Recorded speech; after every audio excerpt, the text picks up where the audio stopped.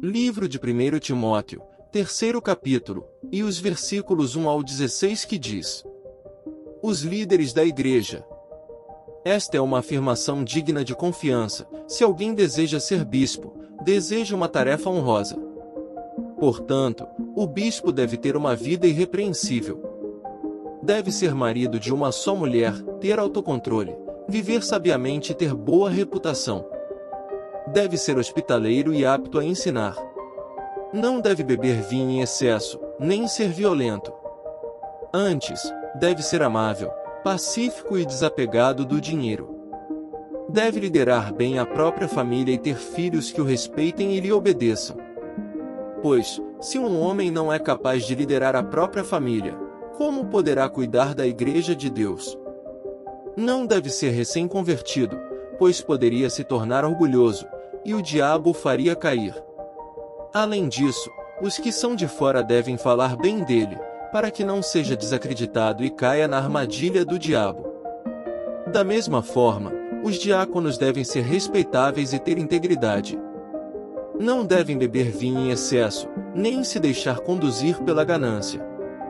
Devem ser comprometidos com o segredo da fé e viver com a consciência limpa.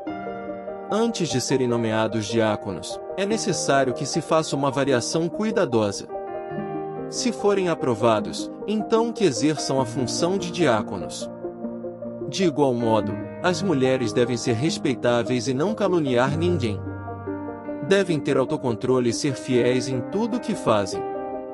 O diácono deve ser marido de uma só mulher e liderar bem seus filhos e sua casa. Aqueles que exercerem bem a função de diáconos serão recompensados com o respeito de outros e terão cada vez mais convicção de sua fé em Cristo Jesus. As verdades de nossa fé. Embora espere vê-lo em breve, escrevo-lhe estas coisas agora, para que, se eu demorar, você saiba como as pessoas devem se comportar na casa de Deus. Ela é a igreja do Deus vivo, coluna e alicerce da verdade. Sem dúvida, este é o grande segredo de nossa fé. Cristo foi revelado em corpo humano, justificado pelo Espírito, visto por anjos, anunciado às nações, crido em todo o mundo e levado para o céu em glória. Podemos perceber que este capítulo aborda o caráter e as qualificações permitidas aos líderes na igreja. Vamos nos aprofundar nesse capítulo aqui em 4 pontos. O desejo de ser líder. Paulo começa enfatizando que aquele que deseja ser bispo, ou líder, deseja uma boa obra. Isso destaca a importância de ter um desejo genuíno de liderança na igreja, não por motivos egoístas, mas para servir a Deus e a comunidade. Qualificações para líderes. Paulo fornece uma lista de qualificações para bispos e diáconos. Essas qualificações incluem ter uma vida moral íntegra, ser vigilante, sóbrio, hospitaleiro, apto para ensinar e não ser dado ao vinho, entre outras características. Essas qualificações são um guia importante para escolher líderes na igreja, destacando a necessidade de integridade e caráter sólido.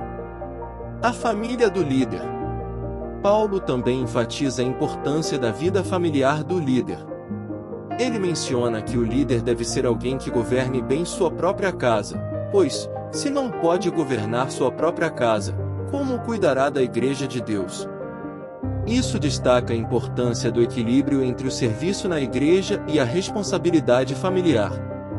O mistério da fé. O capítulo termina com uma afirmação poderosa sobre a fé e o mistério da piedade. Paulo escreve que, sem dúvida, grande é o mistério da piedade. Aquele que se manifestou em carne, foi justificado em espírito, visto dos anjos, pregado aos gentios, crido no mundo e recebido acima na glória. Essa passagem enfatiza o cerne da fé cristã, a encarnação de Cristo, sua obra redentora e sua exaltação.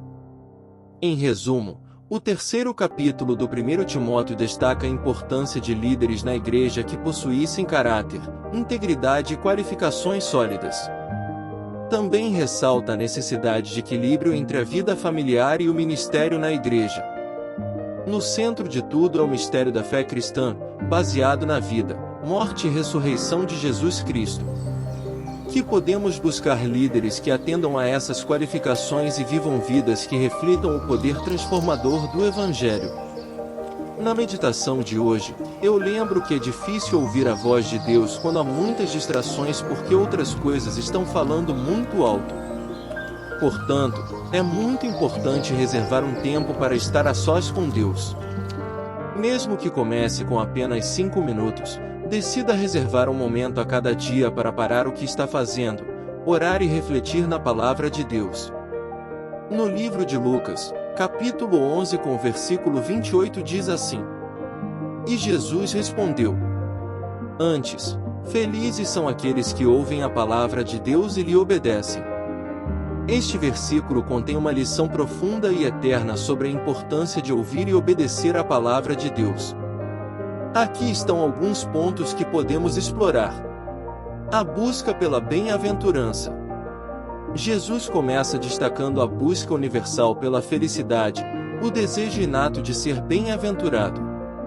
Como as pessoas frequentemente buscam alegria, propósito e satisfação em várias fontes, mas Jesus aponta que a verdadeira bem-aventurança é encontrada na relação com Deus. Ouvir e obedecer. O cerne do versículo é a afirmação de Jesus de que a verdadeira felicidade vem daqueles que ouvem a palavra de Deus e os guardam. Isso não é apenas ouvir passivamente, mas ouvir com atenção e, o mais importante, obedecer. É uma chamada à ação. O poder transformador da palavra.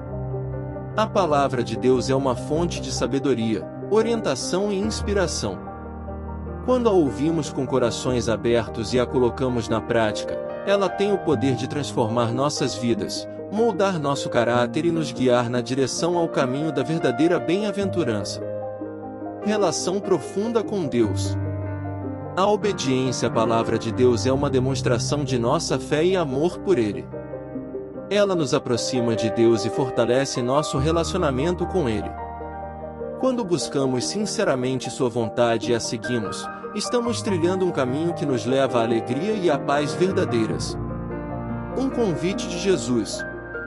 Este versículo não é apenas uma declaração, mas também um convite amoroso de Jesus para todos nós. Ele nos convida a encontrar a verdadeira bem-aventurança por meio do compromisso com a palavra de Deus. É uma promessa de que, quando fazemos isso, encontraremos satisfação e alegria sinceras.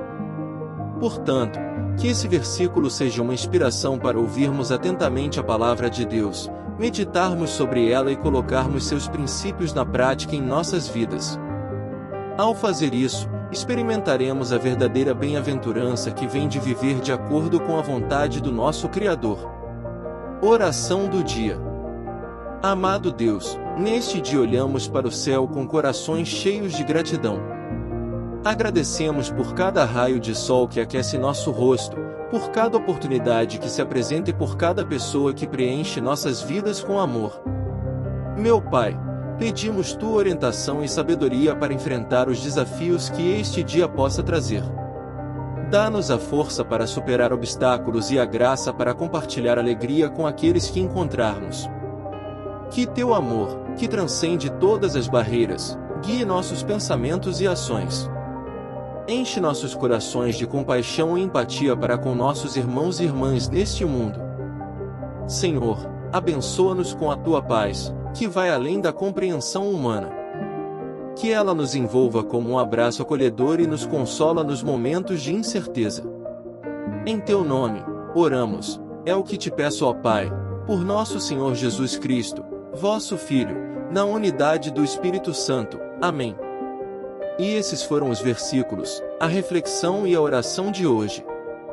Se inscreva no canal, deixe o seu like e ative o sininho para receber momentos de reflexão e oração como esse todos os dias. E se você quiser se aprofundar nas escrituras bíblicas, de Gênesis a Apocalipse de uma forma fácil de entender com o pastor e teólogo Felipe Soares, é só clicar no link que vou deixar na descrição deste vídeo. Fique na santa paz de Deus.